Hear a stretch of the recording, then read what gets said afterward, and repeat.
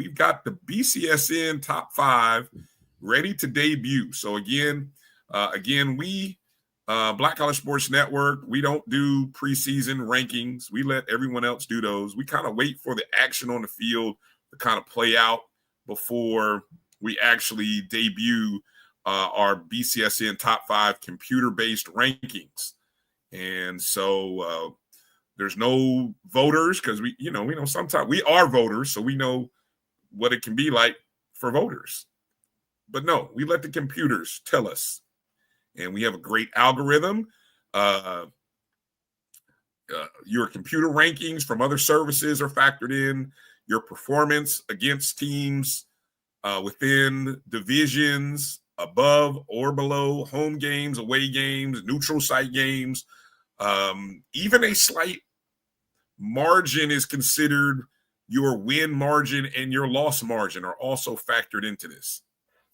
So we punch in the numbers and let the computer tell us who the top 5 are. And so these will be updated weekly beginning this week. So Drew, we're going to start with the what we call the non-Division I or under D1 rankings. Let's do this right way, Bryan. Let's give the ones who are not going to appear on this list, the last couple just outside the door. All right, I'll let you pull up the graphics here. Who's not going to appear on the rankings? I'll let you pull that up. So I don't know which one is which, so I'll let you pull them up. All right. Oops, turn my camera off. Wait a minute. Turn that off by mistake. All right, let's start off with our in the hunt teams. And basically, we'll just do the top 10 today to make it easy for everybody. Number 10, Bryan, West Virginia State, 404.7 points. At number 9, Bryan, Virginia State, 420 points. At number 8, Winston-Salem, 441.0 points. Here's where it starts getting interesting, Bryan. Number 6, Johnson C. Smith, 503.9. And at number 6, Fayetteville State, 513.1. Anybody on that list surprised you thus far? Hold on, let me repeat this because I think you said a number. Let me repeat it because I think you said a number twice. So number 10 is West Virginia State. Yes. Number 9 is Virginia State. Yes. Number 8 is Winston-Salem State. Yes. Number 7 is Johnson C. Smith. Yes. And number 6 is Fayetteville State. Yes. Correct? Wow. You ready? Ooh. Okay. And we go give I will say the only team I'm surprised is not in the top 5. Well, I'm definitely surprised that Johnson C and Fayetteville are not in the top 5, but okay. So let's see who are in the top 5 and do the time. We're going to give you all of them, Bryan. Ready? All right. Here we go. Go ahead. Number 5, Everett Waters, 515.0. Number 4, Kentucky State, 548.1. Number 3, Albany State, 721.9. Number 2, Benedict, 743.3. And at number 1, Virginia Union, 754.4. So clearly based on the metrics, there is a separation between the top 3 teams and everybody else right now.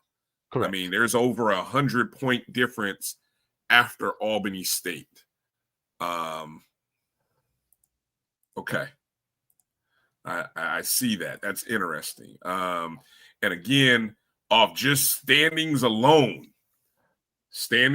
Now, we're not part of what you got to remember, Virginia Union has an overall record of 5-1. Right? And I know people may say, well, Fayetteville State is 4-0 in conference play. Yeah, but they're 4-3 overall. Johnson C. Smith. Now, that's the one that surprises me, Drew, because overall, Johnson C. Smith is 5-1. And who did that one loss come to? Wasn't it Union? Yes. So your one loss came to Union. You did get a win against Valdosta State, but is it because, let's see, the other wins were Morehouse, Elizabeth City State, Bluefield State, And that's Virginia State.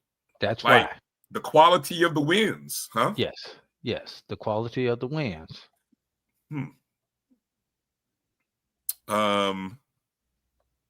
Let me see. That's 1, 2, 3. That's 4 SIAC schools at 2, 3, 4, and 5. And 6 is no. 7 is so among the top 7. Yeah, 5 of the top 7 are SIAC schools. Wow. Okay. Well, the numbers will change over the course of the season. We know they will. So this is a good first. This is the first start. All right. Let's good stuff. Let's I don't think too many people disagree. Oh, well, see, there you go. Valdosta's win against Johnson C's victory over Valdosta is not even looking good. That's rare. Rare that you say that. Rare that you see that, I guess, is the thing. Right. But okay. Good stuff. All right. Let's move over to the Division I side of things.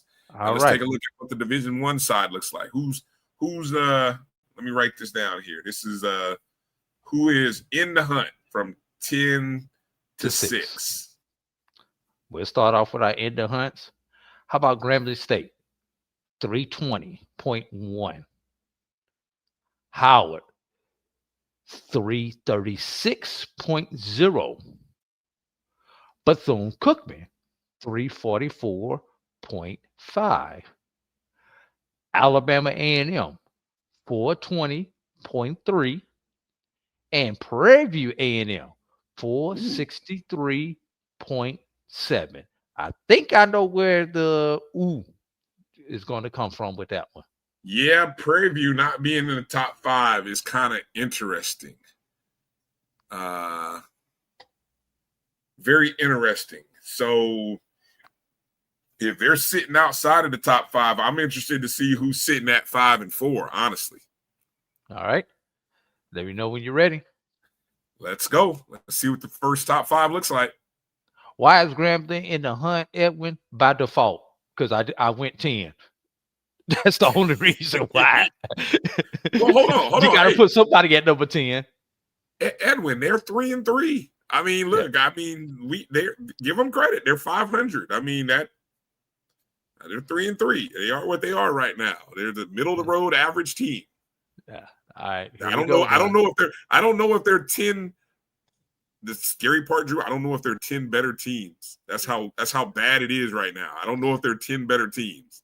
Yeah. You ready? Got it. Let's go. Here we go. Number 5, Texas Southern, 482.0. Number 4, Delaware State, 488.7. Number 3, Alabama State, 539.1. Number 2, North Carolina Central, 548.7. And yes, Jackson State, the metrics work because you are sitting at the number 1 spot with 603.9 points. What do you think? You think there were some people who were nervous about Jackson State not being number 1 in our rankings? No, I was nervous when I ran the numbers. I just wanted to make sure that I won't say make sure, but it's nice to know that the numbers work because everybody clearly thinks Jackson State is the number 1 team, except for the haters. Yeah. And the metrics actually back it up. Exactly. The computer metrics back it up. That's good to know, man. Jesus.